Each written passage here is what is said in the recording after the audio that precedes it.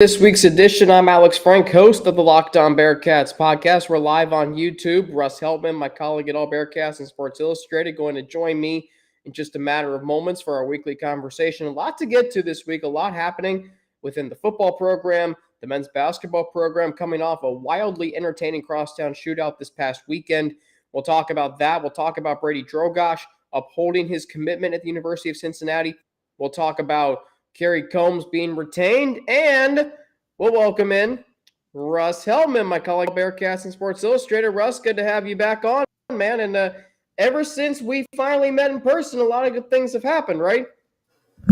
Yeah, it's been a very eventful, 10 days since we met for the first time, Alex. It is wild, wild west out here in UC Athletics land. A lot of news.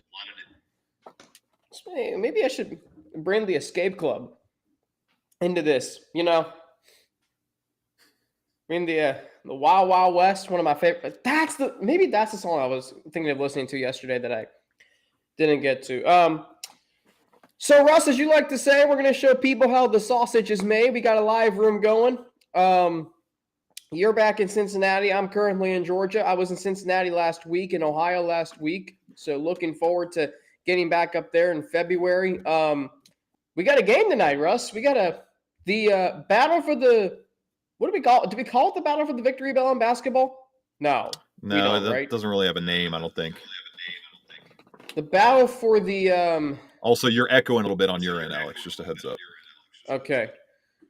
All right, I'll turn my volume down. When you talk, Russ, I'll mute my microphone. Yeah, the echoing here. See, with an increase, and I'll just, should I disclose this? I don't know, but let's just move on. Anyway, let's get into it, my man. Let's just move on. We got a lot to get to today. We'll get to the chat after our conversation. Thanks again for everybody who was on our live room last week. That was take one. This is take two. So, lot to get to today. Russ, you I didn't even mention this. I feel like this is kind of like pushed down on the news cycle, Russ. Wes Miller got a contract extension. Yeah, that's the newest bit of news. Well, I guess the second newest bit of news, considering Ivan Pace's consensus or unanimous All-American status, the first unanimous All-American in the history of the Bearcats football program. And Wes Miller gets himself a little double up salary and then some on his new deal at UC. A lot happening. We got it all right for you right here on Locked On Bearcats. Our Locked On Bearcats, your daily podcast on the Cincinnati Bearcats. Part of the Locked On Podcast Network, your team every day.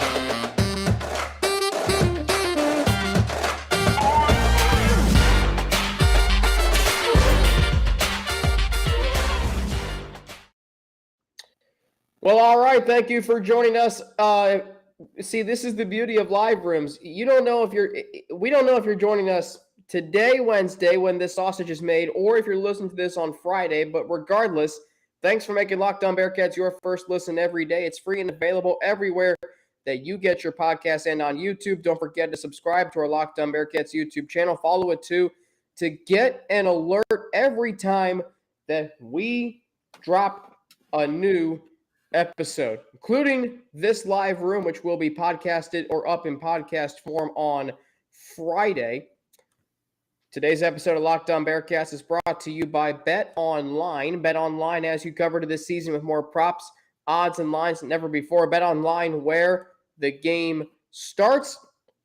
I'm Alex Frank, Locked On Bearcats host each and every day, part of the Locked On Podcast Network, your team every day. Russ Heltman is my colleague at All Bearcats and Sports Illustrated. Russ, I am 3 weeks late, if you will, but I am going to Florida this weekend. So you were in Florida a few weeks ago, as you documented well on this podcast. So both of us will have invaded the Sunshine State. But let's get to where do we start? I mean, the last time we were on, right, we were in the midst of a head coaching change. And since then, what have we had? We've had Brady Drogosh decide to uphold his commitment. We've had Luke Kandra commit to Cincinnati after being in the transfer portal. Cincinnati native, hometown hero. We've had Kerry Coombs retained. We have had Jaden Davis commit. Wes Miller get a contract extension. And Russ, I think, and I said this on today's show, the fact that Scott Satterfield in his first 10 days, what has he done that you can say, I don't like that? It's been a pretty good 10 days, hasn't it been? You and I texted about it. It's the melding of the greatness that helped create the greatest football team in the history of UC last year. Of course, the Coleraine contingent, the hometown hero contingent. You retain that aspect of the old era in a guy like Kerry Coombs, who's going to give you all of that recruiting acumen here in the tri-state area. And then you also bring in the best of both worlds in terms of Pete Thomas.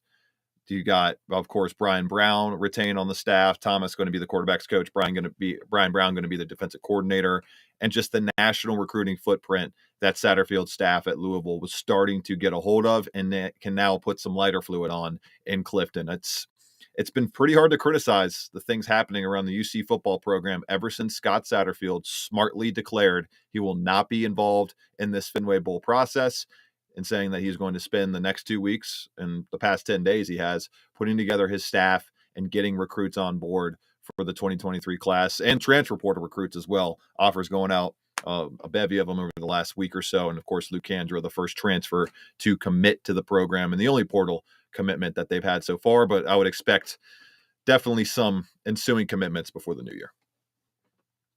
So early signing day is next Wednesday. December 21st. Yep. December 21st. So that's a week from today. I mean, I hope my math did me right there. Anyway, so yeah, you mentioned all the things that have happened, and I didn't even mention like some of the assistant coaches who have followed Scott Satterfield, including defensive coordinator, Louisville's defensive coordinator. So a lot of change, but at the same time, a lot of familiarity. Here's my question to you, Russ. Like, we know the importance of Kerry Coombs staying, but put into words what exactly it means for this program that's in transition. Because I think the biggest thing with this is this. Scott Satterfield doesn't know this area, but the fact that he is keeping not just a guy who knows this area, it's a valuable resource. And that is a huge, huge win for this program in words that maybe we don't even have for, right? Right. And of course, we know like it was the first year back in the program for Kerry Coombs last year. Obviously had different stints in the late 2000s before going on to coach at the Tennessee Titans and at Ohio State and all that. But the recruiting footprint doesn't change when you go to different jobs. Your relationships don't change. They stay the same, and they're cultivated even more because of how much of a hotbed this area is. The tri-state area of Cincinnati and going into the outskirts of Indiana there in northern Kentucky. So the fact that he has been cultivating that experience, cultivating those relationships, dating back to being a coach in the high school ranks in the early 90s, it is so invaluable. One of the first questions Scott Satterfield got, I believe, is from recruiting 24/7 sports recruiting expert Mick Walker, saying, I've talked to coaches in this area and they say that they don't have a relationship with you. That's what he said. You were sitting right there. We both heard it at the press conference last week introducing Scott Satterfield. Now there's a bridge there to establish that relationship and establish that pipeline in the hometown of these recruits to a now Power 5 program in the Big 12, one of the three best conferences in America, right there, neck and neck with in terms of growth, in terms of innovation, in terms of willingness to add more teams, add more programs. You have that option now if you're a hometown high four-star player. Hey, a five-star player. We haven't had many of those in this area in the past 5 years, but it is possible, I think, to get those recruits now because you have the system of Scott Satterfield, the recruiting acumen of Kerry Coombs, the overall just great momentum for the program in general. And obviously, the only way to keep that going is the win-loss column in the fall. And we're going to be able to figure out truly how much of an impact this melding of former Bearcat staff and new Bearcat staff can come together when we start seeing some action on the football field come the first week of September, last week of August. And of course, we'll be there to see fall camp at Camp Higher Ground. Will they keep that? We don't even know. I'm sure they will try to keep that tradition going as Luke Fickell did. But all of this new stuff, it doesn't really matter in the grand scheme of things until you see how that talent is getting coached on the field and how that talent executes on the field. But as you mentioned, Alex, there are very few things to throw stones at in terms of having issues with the way Scott Satterfield's approached the recruiting class that's here at UC, approached the coaching staff that he's going to build here at UC, and approached the bowl game process, which was the first thing he had to get on his table and get off his table.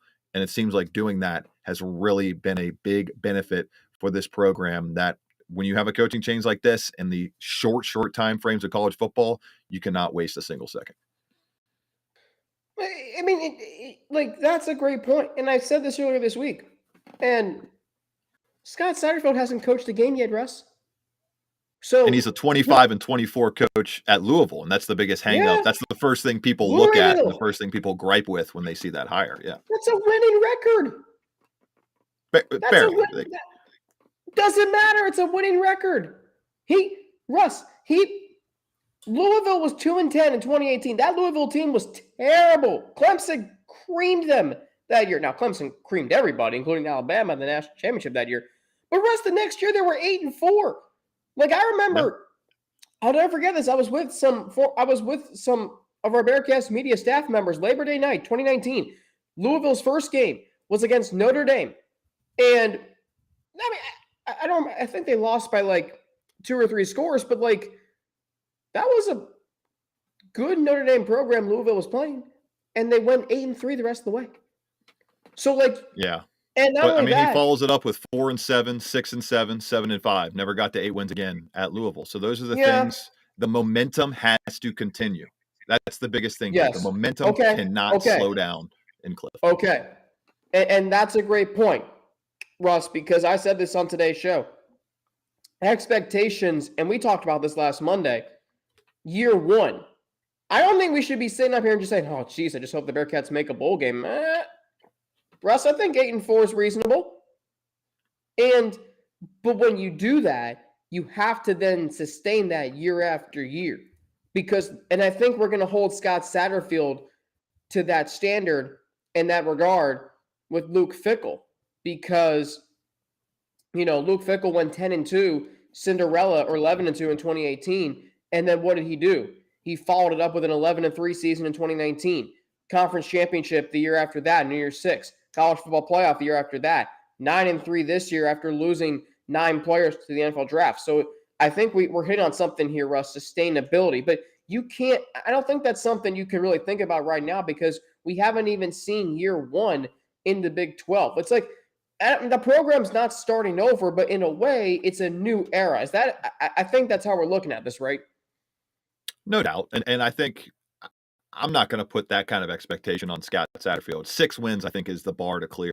Then in the first season in the Big 12 with the Pitt Panthers on your schedule, they should be a decent team in the ACC, and they're Pat Narduzzi. Like, the fact you have to go to Pitt as well could make it even more difficult. So I think 6 wins, 7 wins, just getting to a bowl game, keeping the bottom from falling out in terms of win-loss structure in this program, and just getting to that 2024 completely stable scenario where you have your first real recruiting class coming in.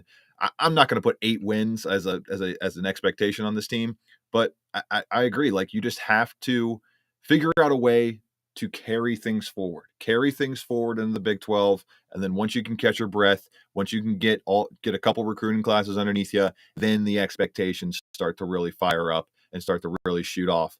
Because in this scenario, by the time we expect those things to fall in place, it'll be 2024, Alex. And what happens in 2024? 8 more teams get to crack the college football playoff and vie for their chance at a national title. Now, will that end up being a scenario where the Big 12 champion is the only Big 12 team to get in because the at-large teams are dominated by the more powerful and more money powerful, especially conferences in the Big 10 and the SEC? We'll have to see how that plays out. Maybe the Big 12 will only end up getting 1 spot every year, 2 every couple of years, and that's the way it'll play out. But the Bearcats are going to be in the thick of this race. They have the resources. They have the confidence. They have the want to, in terms of the Board of Trustees down to AD John Cunningham, to compete for Big 12 titles and therefore national titles. and it's going to take some time. I preach patience this week with Wes Miller. The administration obviously thinks patience is the best virtue with Wes Miller as well, because 24 hours after I published that, he was extended. So patience is going to be a big theme for this Bearcats athletics program, especially the top two flagship sports over the first couple of years in the Big 12. So several points that I brought up on today's show, and if you haven't listened to today's show yet, I'll talk about those here. This is the beauty of Live Room. Like, I mean, you can combine podcasting and breaking news and, you know, up to the minute here on Live Rooms. I really like doing these. So Russ, eventually, Russ, what you and I are going to do once I'm back in Ohio is we're going to do a live room from the golf course, right? So, you know, when you're teeing off, you know, well, I think you have to be quiet on the golf course. By the way, I do need to see if I can get memorial tickets for this year. Anyway, that's a story for another day. But Russ and I are big into golf. If you haven't gotten the memo yet, so patience being a virtue. So I compared, and we'll go to basketball here. Right, basketball's big enough right now where I don't have to push it to the end of the show, Russ. Right, I'm doing this right. Okay, so and I read your stuff on All Bearcats, Russ, and you did preach patience. And I think about it this way. Remember, and I said this on today's show, January 2021, Bengals president Mike Brown sends that letter to the fan base saying that they remained bullish on the foundation Zach Taylor is building. Russ, you remember that, right? Right, yeah. This was after 2020. They just got bludgeoned by the Ravens 38-3, gave up over 400 yards rushing. You're saying fire Zach Taylor, fire Lou Anarumo. Russ, what have the Bengals done since that letter was written? They've gone to a Super Bowl, and they are now controlling their destiny for a number 2 seed in the AFC. Oh. Number 2 seed? Or did you say number 2 or number 1 seed? Well, Kansas City has to lose again for them to control their number 1 seed destiny. Well, but if they win out, they will be guaranteed the 2 seed, yes. Ooh, so 2 playoff games potentially at home. How about that? Anyway, maybe 3.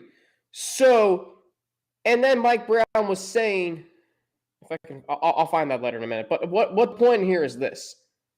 That worked. The patience there worked. So this can too with Wes Miller, right? And I just think it's a matter of this team finding their identity, because they've played in several big games. And every time they do, they always start off slow. Now, they play hard. I mean, they battled their way back on Saturday. But eventually you're going to have to, in big games, Russ, you're going to have to set the tone. You're going to have a game plan and an identity. And there's a lot of things that when the Bearcats are playing well, they do really well.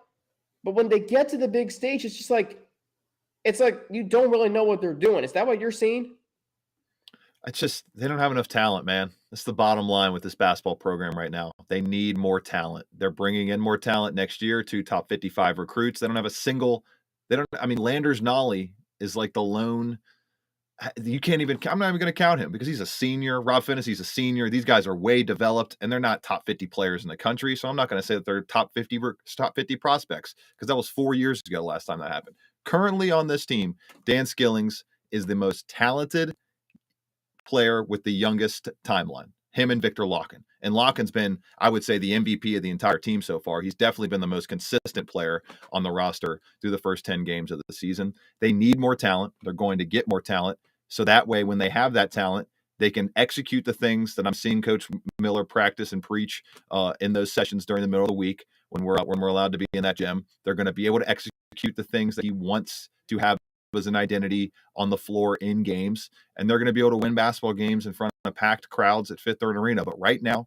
when you have a coaching exodus and a coaching morass like they've had over the past 4 years, 3 different coaches in that span, it's just really difficult in the sport of college basketball to find any flash in the pan, catch magic in a bottle type of run with a roster that gets turned over every year and a coach that's only been on the job less than 18 months if you don't give him the time to be able to breathe out his vision. So to me, the bottom line is this team is just not talented enough. David DeJulius is once again the best player on the team. And that's just, it's not shocking.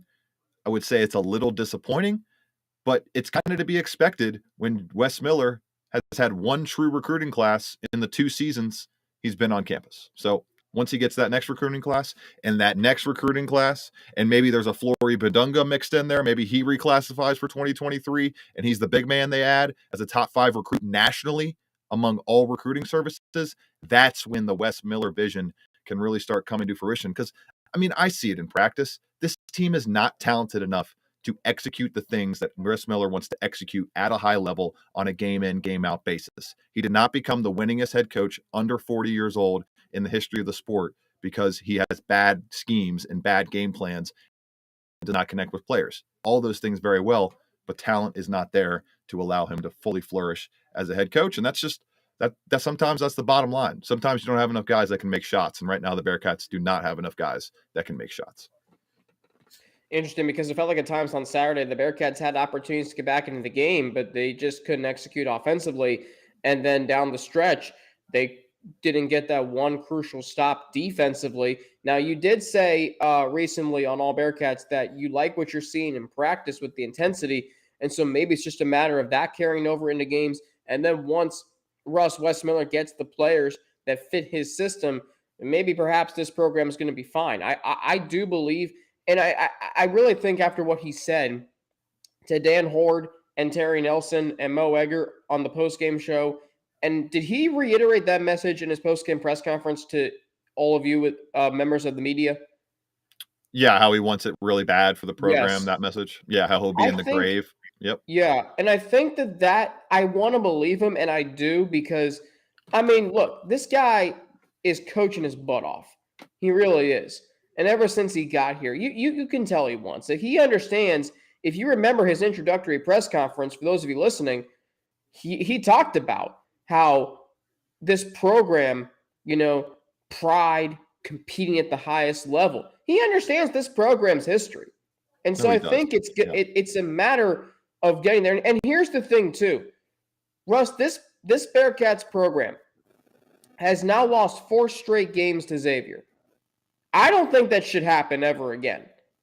Because when you think about – and it's been that way. Xavier has owned this rivalry since the 90s. But I think about how the Bearcats are going to the Big 12, and they've been to 6 Final Fours. Xavier hasn't been to a Final Four. It's like almost now common for Xavier to beat Cincinnati, and you battle all the way back only to lose in that fashion on Saturday, and it sets something off in Wes Miller. And I've heard people talk about how, well, does the shootout still have its luster? And yes, it does. And for Wes Miller to say that, that's going to maybe set the stage for next year when you go into the Cintas Center as a Power 5 team, looking for your first win there since 2000. I believe it's 2001. Yeah, 2001. I mean, that goes back to the Steve Logan days. Yep. So I want to believe Wes Miller. You are preaching patience. Maybe those virtues will pay off. All right, we'll get to Brady Drogosh. We will get to the Wasabi Fenway Bowl on Saturday. So much more to get to, so keep it here in the live room. And if you're listening to this on Friday, your first listen every day, I'm here to tell you that this episode, of Locked On Bearcats is brought to you by Bet Online. Right now, head to beton.net, your number one source for sports betting info, stats, news, and analysis. Get the latest odds and trends for every professional and amateur league out there, from pro football to college bowl season, which starts on today if you're listening to this in podcast form, or Friday if you're listening to this in the live room. If you did, we've got it all. And by the way, basketball and the World Cup are included too. We've got it all at betonline.net. If you love sports podcasts, you can even find those at BetOnline as well. We're always the fastest and easiest way to get your betting info. Head to the website today, or just betting info in general. Head to the website today, or use your mobile device to learn more. Right now, Cincinnati on Saturday in the Wasabi Fenway Bowl against Louisville, still listed as a 1.5 underdog, but you can head to BetOnline today or use your mobile device to learn more. BetOnline, where the game starts. Hey, thank you for making Locked On Bearcats your first listen every day. For your next listen, check out the Locked On Sports Today podcast, the biggest stories of the day, plus instant reactions, big game recaps, and the take of the day. Peter Bukowski hosts, available on the Odyssey app, YouTube, and wherever you get your podcast. Back here in the live room, we'll get to your chat after the show. I'm Alex Frank, host of Locked On Bearcats, part of the Locked On Podcast Network, your team every day, and my colleague at All Bearcats and Sports Illustrated, Russ Heltman, joining me as he does mostly every week here on Locked On Bearcats. So let's talk about Brady Drogosh. Russ, the news broke Monday. Or was it Sunday? Either way, Brady Drogosh is staying home. He is upholding his commitment, and I think that is that a bigger win than retaining Kerry Coombs? That's a good little debate right there. I would say maybe slightly. It's a little bit of a bigger win because you just have that breather sigh of relief. Every single Power 5 program that wants to win at a high level has to bring in a good quarterback every single cycle because of the transfer portal, because of just all the options these guys have out there nowadays. I mean, when you look at the NCAA total starting quarterbacks in week 1 this year, I believe 60 plus were transfers. Right around 55 to 60 starting quarterbacks were transfers, including right here in Cincinnati and Ben Bryant. So the fact that it's so easy to move in the portal these days, you just have to get that guy locked in, and you have to get one of those top tier options in your program. And the fact that Josh is sticking with the Bearcats is a big, big development for UC. And I think it's really cool how he never really seemed to waver. It seems like he was keeping a good head on his shoulders, keeping a very mature approach to all this, willing to hear Scott Satterfield out, went to UC this past weekend for his official visit, and now he's locked in as maybe the next starting quarterback for the Cincinnati Bearcats.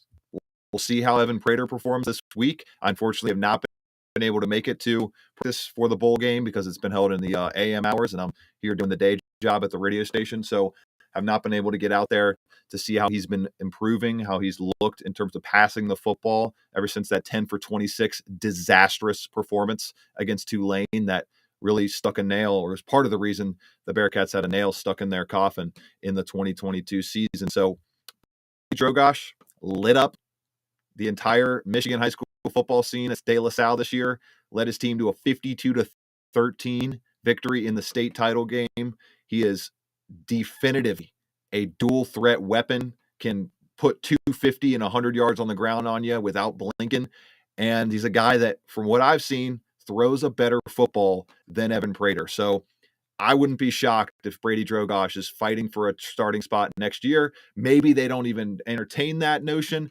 Maybe they think, hey, Evan Prater, we're going to go with him. We're going to give him the reins, or we're going to bring in another transfer. That's possible. But bottom line, from what I've seen of Brady Drogosh, he has the talent to start as a freshman in the Big 12.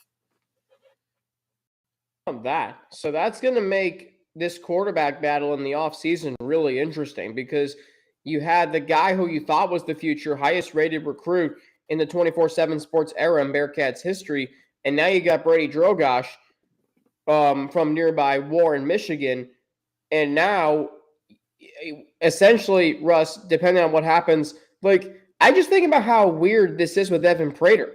He gets passed over by Ben Bryant, and now he might get passed over by a freshman in Brady Drogosh. Is that a good thing? We didn't get passed over. He got beat out.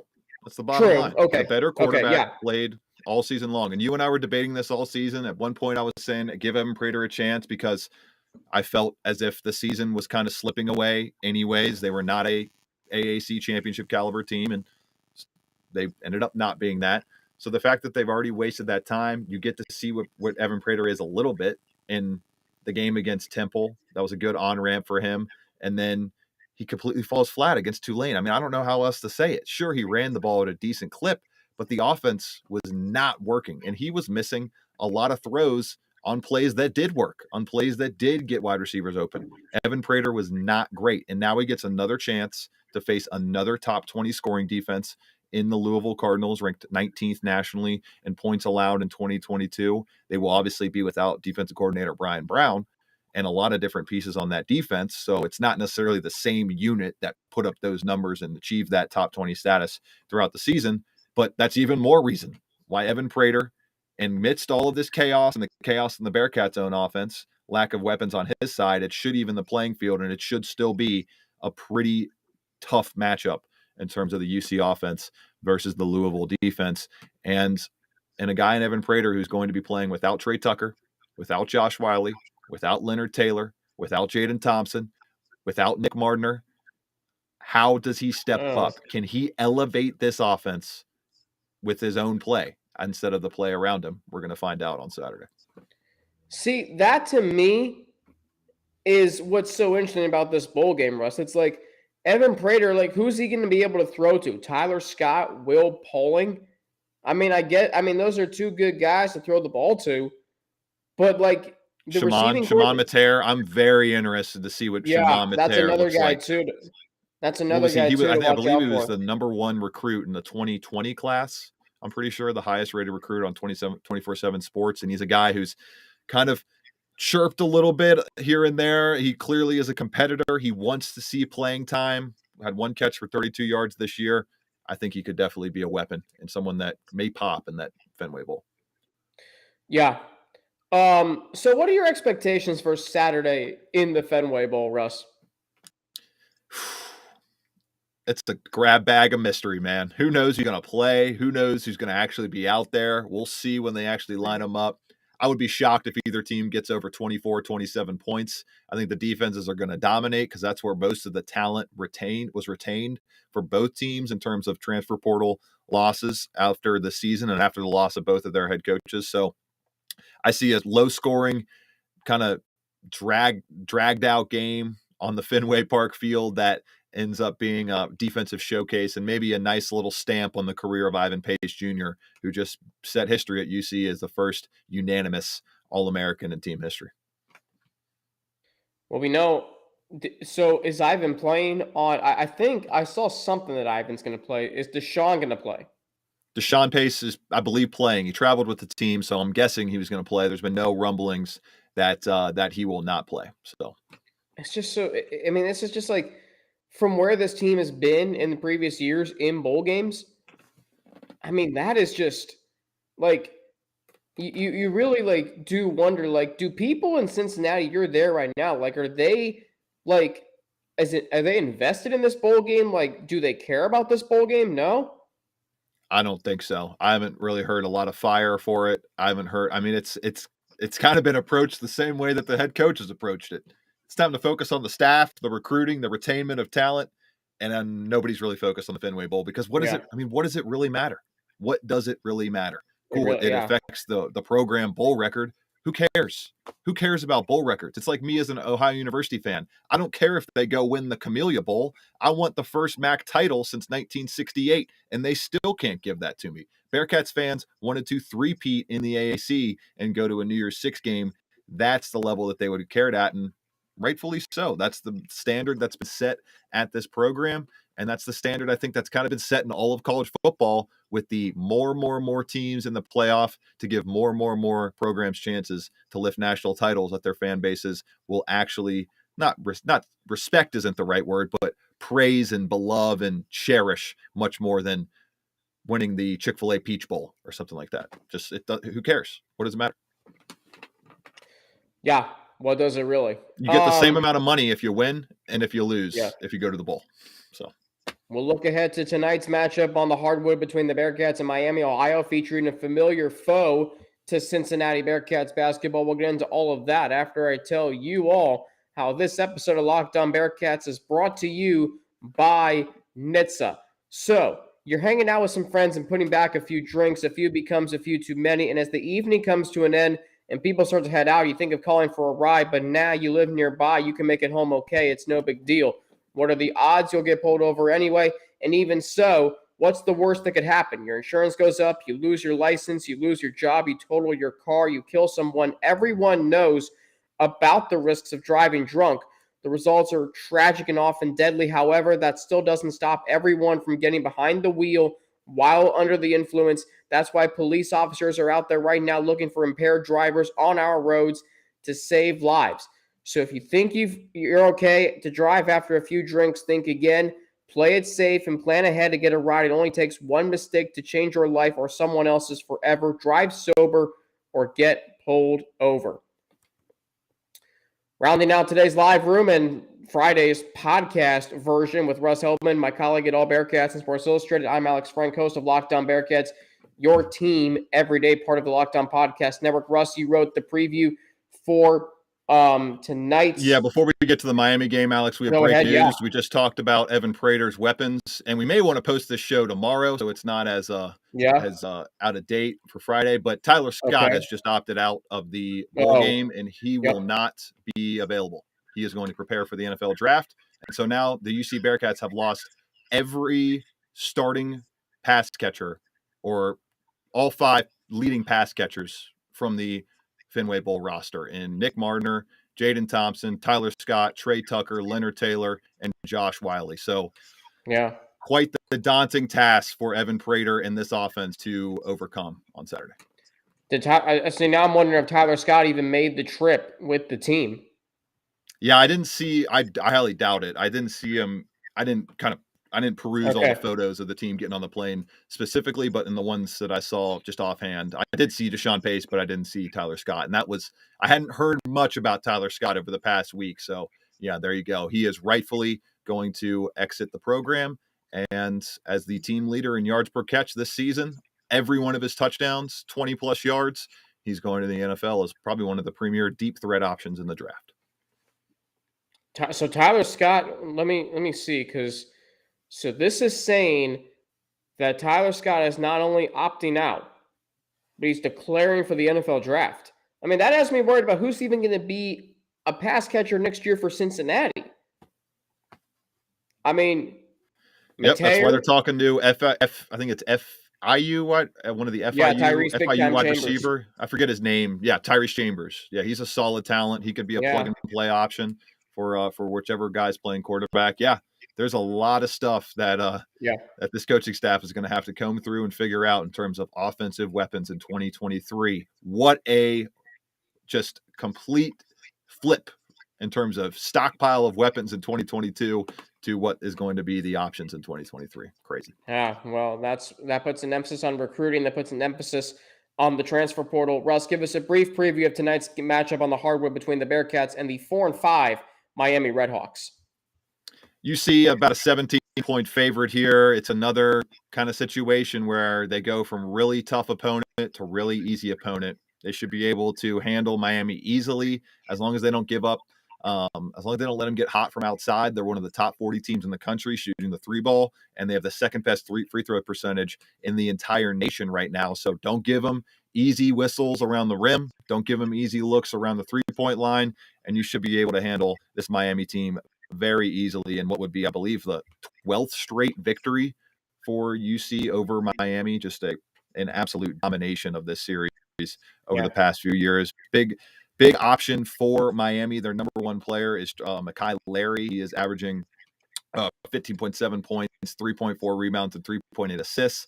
But that's on 39% shooting. Like, the guy has not been efficient. And another option for the Redhawks to keep an eye out on is Anderson Marambo. He's 6'8", 305 pounds, Alex. 6'8", 305, an absolute behemoth out there, averaging 4.6 rebounds and 2.3 assists. He is very efficient around the rim, over 50% on 2-point shots in his early portion of this 2022-23 season. So the fact that you have that big of an option against a team that's a little bit weak at the 4 position and a little bit thin in the front court right now, considering Kalu Ezikpe has been an absolute ghost, getting DNPs over the past few games, that could be a mismatch that dooms the Bearcats a little bit. Maybe dooms them from not covering, but at home, flipping this game from a 59-58 road win at Miami last year in a hostile environment that the Redhawks were able to put together, I don't know that the Bearcats should have much trouble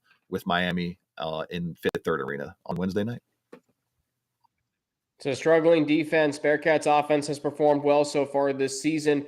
One correction. The Bearcats going for their 15th straight win over Miami. Yeah. 15th straight win. How about that? I will say the Bearcats win this game. I'll say 7. That sounds about right. Yeah. Right on the number. You're going to go right with Vegas. That's usually smart to pick right along the Vegas line.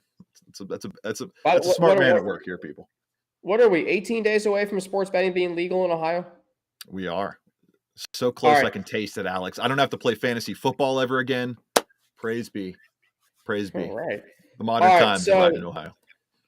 So we'll run through the comments here briefly. I know, Russ, you got to run with the Tyler Scott news. I'm just gonna post this show.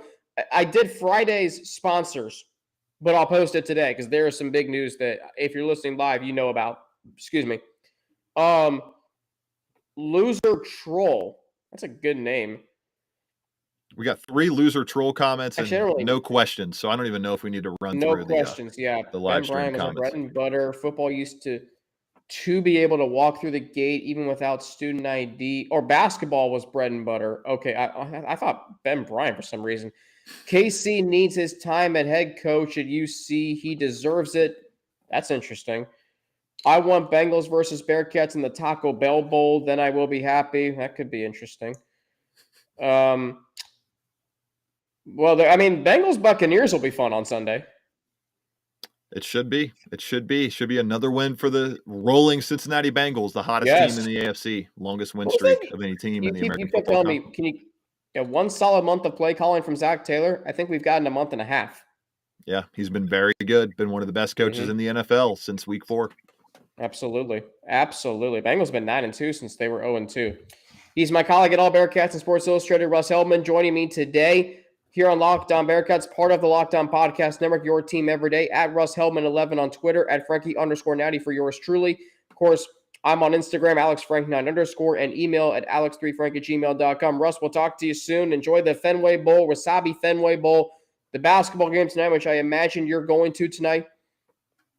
Oh, yeah, it'll be a lot of fun. Another trip to Fifth Third in store. I'm excited. You will be there. Looking forward to reading your stuff after the game. I'll have a brief recap after the game myself. We'll do it all over again next week on early signing day. How about that, Russ? Early signing day, live room edition. Be there or be squared at 12:30 Eastern time. No doubt about it. We will have plenty to talk about on early signing day next Wednesday. Should be a lot of fun, Alex. See you then. Yep. No question about that. Thank you, as always, for making Locked On Bearcats your first listen every day. How about for your second listen today? Check out the Locked On Sports Today podcast. From the games that matter the most to the biggest stories in sports, go beyond the scoreboard and behind the scenes with local experts and insights only Locked On can provide. Locked On Sports Today, available on this app, YouTube, and wherever you get your podcasts. For Locked On Bearcats, I'm Alex Frank. Thanks for joining this live room. Podcast form will be up shortly. Have a great rest of your day, and I will be back here tomorrow right here on Locked On Bearcats.